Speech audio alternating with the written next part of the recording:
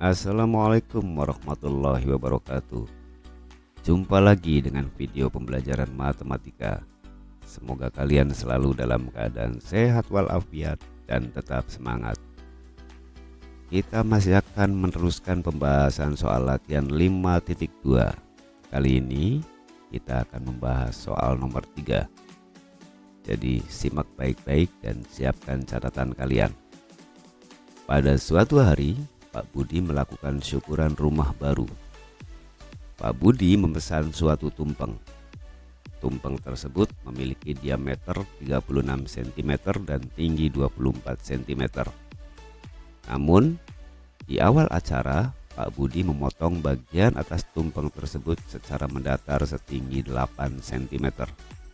Berapakah luas permukaan dan volume dari tumpeng yang tersisa? Baik, kita akan selesaikan soal ini ya. Perhatikan gambar tumpeng di samping ini. Ini adalah gambar tumpeng milik Pak Budi. Potongan tumpeng yang berwarna putih tingginya adalah 8 cm, sedangkan yang berwarna kuning ini adalah sisa dari tumpeng setelah dipotong. Oke, jika keadaan ini kita gambarkan, maka seperti ini. Ini adalah gambar tumpeng milik Pak Budi yang berbentuk kerucut. Andaikan diameter dari kerucut ini adalah kita misalkan sebagai D1, maka D1 sama dengan 36 cm. Dan andaikan tinggi dari kerucut ini adalah T1, maka T1 sama dengan 24 cm. Nah, kemudian karena kerucut ini dipotong setinggi 8 cm, maka akan terbentuk kerucut kecil yang kedua. Dan andaikan tinggi dari kerucut yang kecil itu adalah T2, maka T2 sama dengan 8 cm. Dan diameternya kita misalkan sebagai D2. Oke, sekarang tugas kita yang pertama adalah menentukan panjang D2. Perhatikan gambar ini. Ini adalah gambar segitiga yang terbentuk oleh D1, kemudian garis pelukis dari kerucut sebelum dipotong. Kemudian perhatikan di sini. Segitiga ini dipotong oleh garis D2. Karena D2 ini sejajar dengan D1, maka akan terbentuk dua segitiga yang sebangun, yaitu segitiga milik kerucut yang kecil dan segitiga milik kerucut yang besar. Dalam hal ini, segitiga yang kecil adalah potongan tumpeng dan segitiga yang besar adalah tumpengnya. Oke, karena dua segitiga itu sebangun, maka berlakulah D2 jika dibandingkan dengan D1 akan bernilai sama dengan perbandingan T2 dengan T1. Kita bisa menuliskannya D2 per D1 sama dengan T2 per T1. Dari sini kita peroleh D2 per 36 sama dengan 8 per 24. Dan dari sini kita bisa memperoleh nilai D2. Maka D2 sama dengan 36 dikali 8 per 24. Hasilnya adalah 12.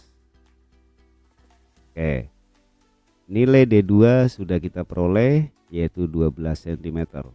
Sekarang tugas kita berikutnya adalah menentukan panjang garis pelukis dari tumpeng atau kerucut yang besar dan panjang garis pelukis dari potongan tumpeng atau kerucut yang kecil. Oke, kita cari dulu. Andaikan garis pelukis dari tumpeng adalah S1, maka S1 sama dengan akar kuadrat dari R1 kuadrat ditambah T1 kuadrat. R1 itu apa? R1 adalah jari-jari dari tumpeng atau kerucut yang besar.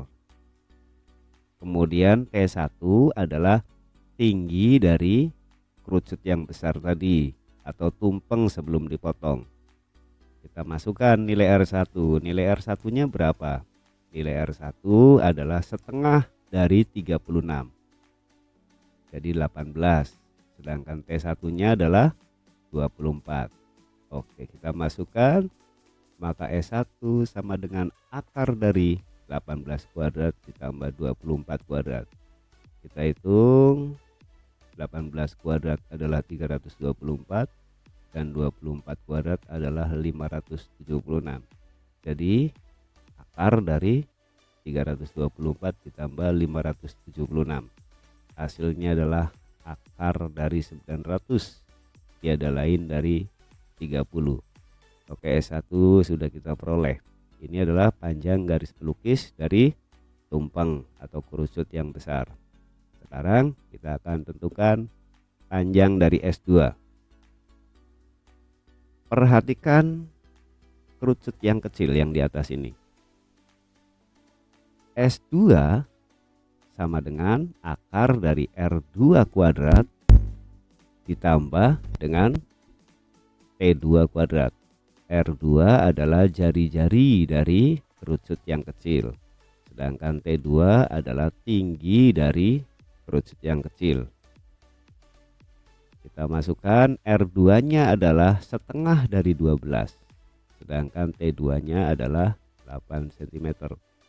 Sehingga S2 sama dengan akar dari 6 kuadrat ditambah 8 kuadrat, sama dengan akar dari 36 ditambah 64, nilainya adalah akar 100, hasilnya adalah 10. Jadi nilai S2 nya atau panjang dari garis pelukis potongan tumpeng itu adalah 10 cm. S1 sudah kita peroleh, kemudian S2 juga sudah kita tentukan. Kita sekarang bisa menentukan luas permukaan dari sisa tumpeng yang berwarna kuning ini. Oke, sekarang kita akan menentukan luas permukaan dan volume dari tumpeng yang tersisa. Kita hitung dulu luas permukaan dari tumpeng yang tersisa.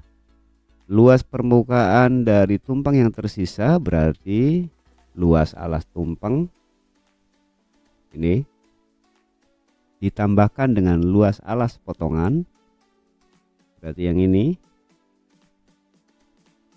kemudian ditambahkan dengan luas selimut tumpeng, ini selimut dari tumpeng, kita hitung luasnya, kemudian dikurangi oleh luas selimut potongan. Nah, selimut potongan tumpeng yang ini kita hitung juga luasnya. Oke, jadi luas permukaan dari tumpeng yang tersisa adalah pi kali 18 kuadrat. Pi kali 18 kuadrat adalah luas alas tumpeng, yaitu lingkaran yang berjari-jari 18 cm, ditambahkan dengan pi kali 6 kuadrat. Pi kali 6 kuadrat ini adalah luas alas potongan yang berupa lingkaran dengan jari-jari 6 cm, kemudian ditambahkan dengan pi kali 18 kali 30 yang merupakan luas selimut tumpeng yang berjari-jari 18 dan mempunyai garis pelukis 30 cm, lalu dikurangi oleh pi kali 6 dikali 10 yang merupakan luas selimut potongan, di mana potongan itu memiliki jari-jari 6 cm dan garis pelukis 10 cm.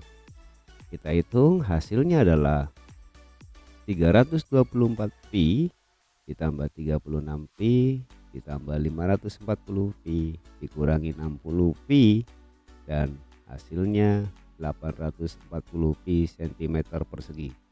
Jadi luas permukaan dari tumpeng yang tersisa adalah 840 pi cm persegi. Sekarang kita hitung volume dari tumpeng yang tersisa. Volume dari tumpeng yang tersisa berarti volume tumpeng dikurangi volume potongan. karena tumpeng berbentuk kerucut, maka untuk menentukan volume tumpeng kita gunakan rumus volume kerucut. Demikian juga dengan volume potongan. Volume potongan dapat kita hitung dengan menggunakan rumus volume kerucut, yaitu 1/3 PR kuadrat T, tergantung dari jari-jari dan tinggi masing-masing tumpeng dan potongannya. Oke, maka volume sisanya adalah 1/3 pi dikali 18 kuadrat dikali 24. Ini adalah volume tumpeng yang berjari-jari 18 dan bertinggi 24 cm. Sedangkan volume potongannya adalah 1/3 pi dikali 6 kuadrat dikali 8. 6 adalah jari-jari dari potongan dan 8 adalah tinggi dari potongan. Kita hitung 1/3 pi dikali 18 kuadrat dikali 24 adalah 2592 pi.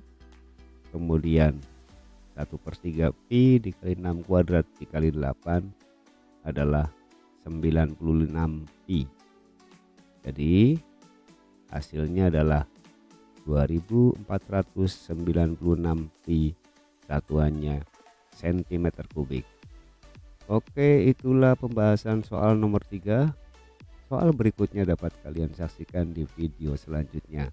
Semoga bermanfaat. Sekian, assalamualaikum warahmatullahi wabarakatuh.